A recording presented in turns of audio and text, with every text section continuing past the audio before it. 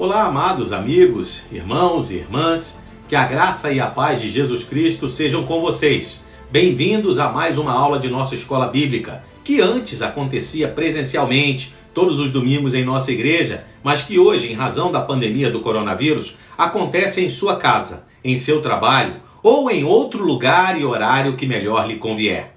Eu particularmente gosto muito das aulas presenciais, mas gosto mais ainda de estudar a Bíblia. Então, se esse tempo não nos permite aproveitar fisicamente a companhia uns dos outros, muito bem, que possamos aproveitar as oportunidades que o Senhor nos concede com o uso, por exemplo, de recursos tecnológicos, a fim de que possamos continuar a estudar a sua palavra. Desde já, muito obrigado por sua companhia. Muito bem, estamos quase finalizando o estudo do livro do Gênesis, o primeiro livro da Bíblia. Já aprendemos sobre como Deus criou o homem, a mulher e todas as outras coisas. Vimos como o pecado se instalou na humanidade, exatamente como um vírus que passa de geração a geração, levando a humanidade a fazer escolhas erradas, que afastam o homem de Deus. Mas vimos também como o Senhor colocou em prática o seu plano de resgate em favor do ser humano. Se o Gênesis é o livro da história do pecado, é também o livro da história da graça de Deus. Ele escolheu um homem, Abraão, para dele formar uma grande família e depois uma nação, onde se desenvolveria no correr da história as condições ideais para o nascimento do Messias, o nosso Senhor Jesus Cristo, que haveria de restabelecer mais uma vez o relacionamento entre Deus e os homens. Estudamos a vida dos patriarcas, além de Abraão, Isaque e Jacó, e aprendemos muito com seus erros e acertos. E hoje iniciamos a última sessão do livro que trata do período em que José, um dos filhos de Jacó, se estabeleceu no Egito. Não sabiam os filhos de Jacó que estavam preparando o caminho para o cumprimento da promessa de Deus a Abraão, de que os seus descendentes seriam escravos por 400 anos. A história começa de forma dramática, com uma grande traição familiar. Mas mostra como Deus, em sua providência, graciosamente usou essa situação para conduzir todas as coisas ao cumprimento do seu bom propósito. Se já tem a sua Bíblia em mãos, então vamos lá. Gênesis capítulo 37, verso 1. Jacó habitou na terra das peregrinações do seu pai, na terra de Canaã. Esta é a história de Jacó. Quando José tinha 17 anos, apacentava os rebanhos com os seus irmãos. Sendo ainda jovem, acompanhava os filhos de Bila e os filhos de Zilpa, mulheres de seu pai, e trazia más notícias deles a seu pai. Ora, Israel amava mais José do que todos os outros seus filhos, porque era o filho da sua velhice, e mandou fazer para ele uma túnica talar de mangas compridas. Quando os seus irmãos viram que o pai o amava mais do que todos os outros filhos, odiaram-no e já não podiam falar com ele de forma pacífica. O texto bíblico não deixa nenhuma dúvida. Jacó amava mais a José do que a todos os seus outros filhos. As vivências de Jacó junto aos seus pais não serviram de lição e ele repetiu os mesmos erros de Isaque e Rebeca. Ele era o preferido de sua mãe, enquanto seu irmão Esaú era o preferido de seu pai. Você lembra a rivalidade que se estabeleceu entre os dois e as consequências desse procedimento errado dos seus pais. Uma tragédia só não aconteceu pela graça e misericórdia do Senhor. O favoritismo de Jacó por José alimentou a ira invejosa dos seus outros filhos. Eles odiavam tanto a José que nem havia mais um diálogo pacífico entre eles. Além disso, José tinha sonhos que apontavam para a sua futura e destacada grandeza, e ele, de maneira infantil, contava seus sonhos aos seus irmãos. Vejamos o verso 5. José teve um sonho e o contou a seus irmãos, por isso o odiaram ainda mais. Ele lhes disse: peço que ouçam o sonho que tive. Sonhei que estávamos amarrando feixes no campo, e eis que o meu feixe se levantou e ficou de pé, enquanto os feixes de vocês o rodeavam e se inclinavam diante do meu. Então os irmãos lhe disseram: você pensa que vai mesmo reinar sobre nós? Pensa que realmente dominará sobre nós? E com isso o odiavam ainda mais, por causa dos seus sonhos e das suas palavras. José teve ainda um outro sonho, que ele contou aos seus irmãos, dizendo: sonhei também que o sol, a lua e 11 estrelas se inclinavam diante de mim. Quando José contou esse sonho ao pai e aos seus irmãos, o pai o repreendeu, dizendo: que sonho é esse que você teve? Você está querendo dizer que eu, a sua mãe e os seus irmãos iremos e nos inclinaremos até o chão diante de você? Os irmãos tinham inveja dele. O pai, no entanto, guardou aquilo no coração. Irmãos, o que está ruim pode piorar.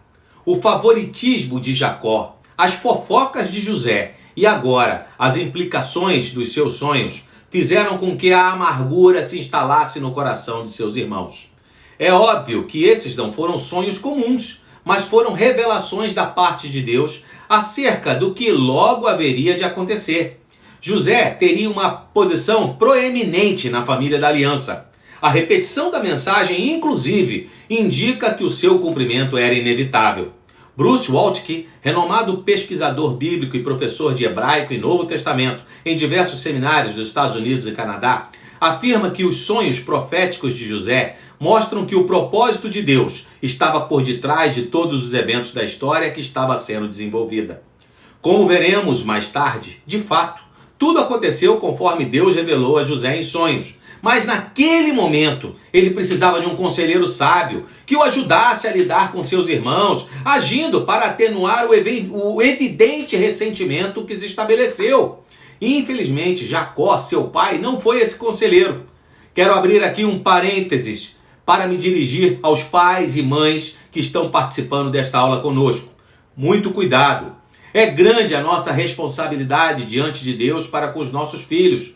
Nossos filhos são diferentes. Cada um deles tem os seus erros e os seus acertos, assim como todos nós, mas são bênçãos de Deus.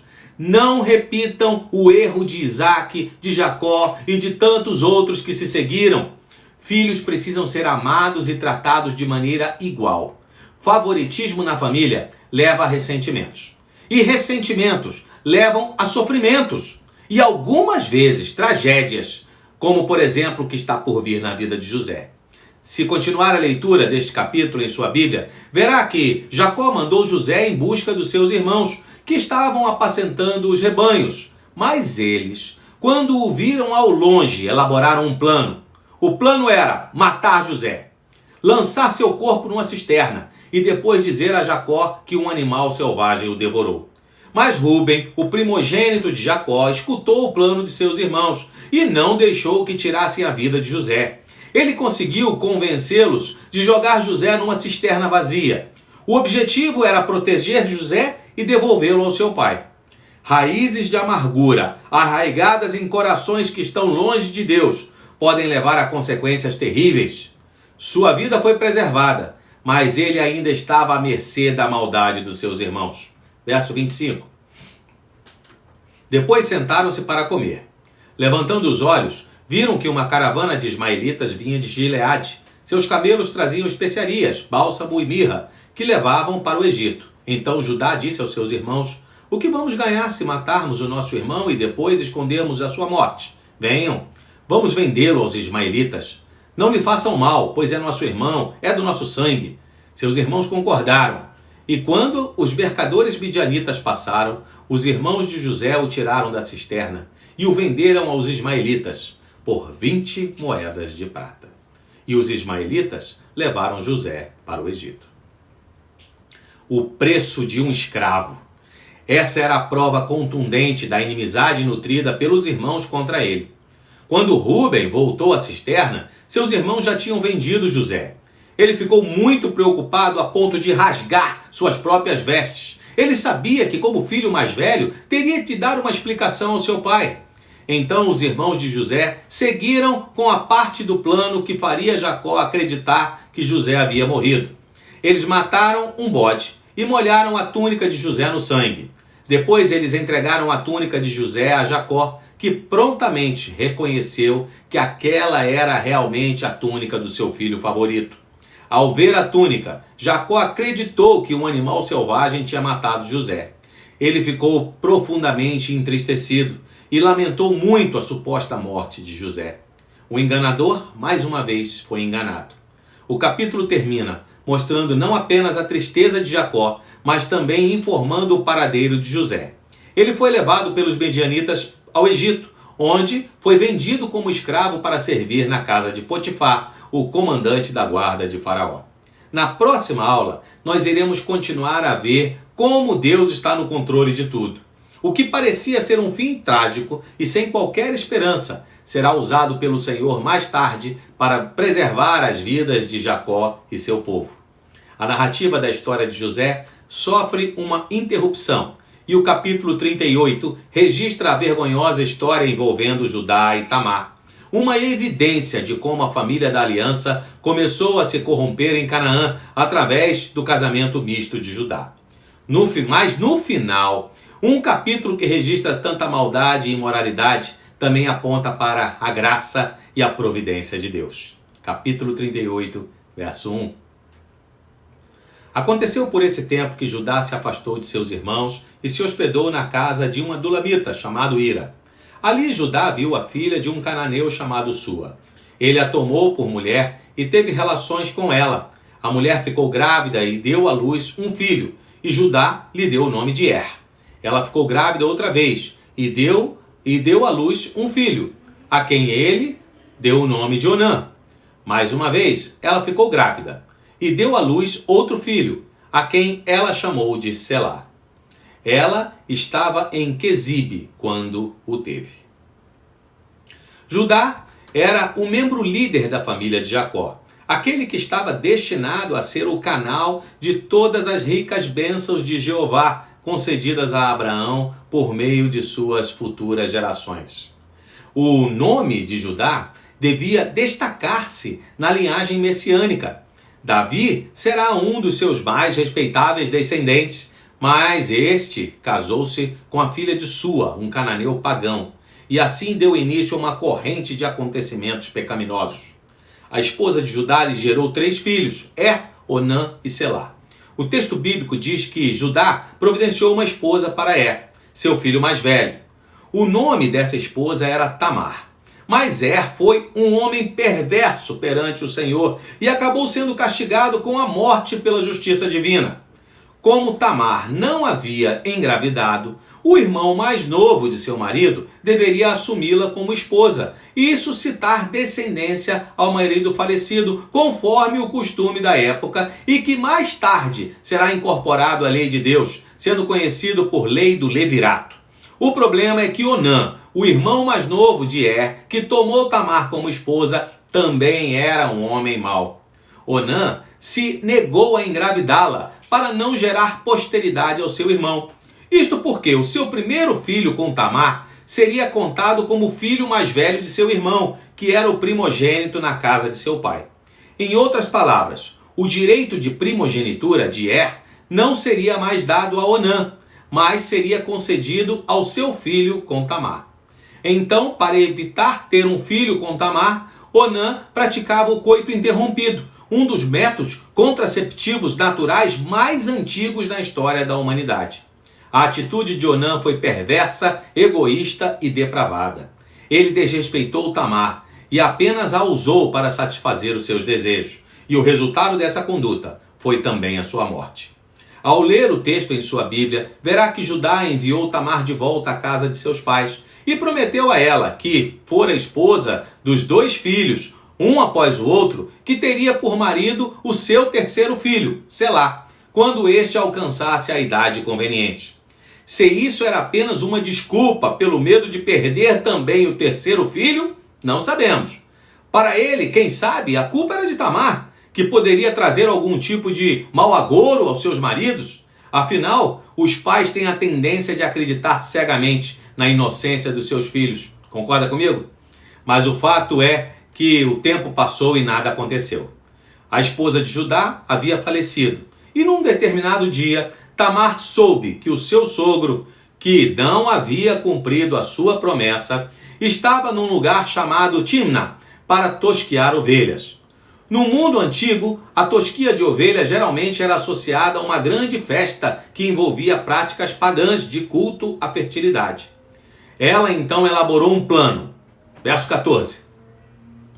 Então ela tirou as suas vestes de viúva e, cobrindo-se com um véu, se disfarçou e sentou à entrada de Enaim, no caminho de Timna, porque ela sabia que Selá já era homem e ele não havia sido dado a ela por mulher. Quando Judá a viu, pensou que se tratava de uma prostituta, pois ela havia coberto o rosto. Então se dirigiu a ela no caminho e lhe disse: venha, quero ter relações com você. Acontece que ele não sabia que ela era a sua nora.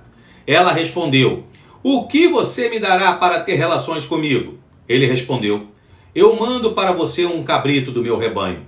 E ela perguntou: você deixa comigo alguma garantia até mandar o cabrito?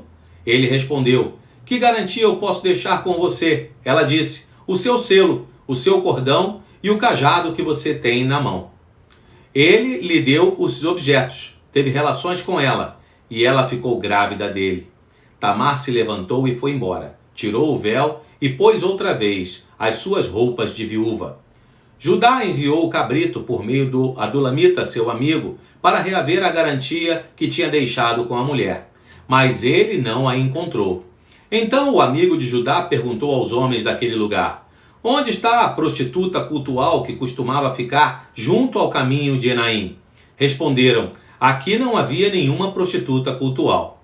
Ele voltou a Judá e disse: não encontrei a mulher. E além disso, os homens do lugar me disseram que lá nunca houve nenhuma prostituta cultual. Judá respondeu: que ela fique com aquelas coisas para si, para que não venhamos a passar vergonha. Eis que mandei o cabrito, mas você não encontrou a mulher. Segundo o comentário bíblico NVI, o texto nos dá testemunho de mais um costume da época, a prática da prostituição cultual. Bem diferente da prostituição que conhecemos e que, infelizmente, continua a crescer de maneira vertiginosa em diversas culturas ao redor do mundo, havia no Antigo Oriente a prática na qual mulheres respeitáveis se ofereciam a estranhos como parte de ritos e rituais pagãos, isto é, sem a intenção imoral. Diz o texto que Tamar se disfarçou de prostituta cultual e com o seu rosto coberto se aproximou de Judá. É óbvio que o plano de Tamar revela algum tipo de conduta imoral que caracterizava Judá. De alguma forma ela sabia que ele se interessaria e não resistiria a uma prostituta.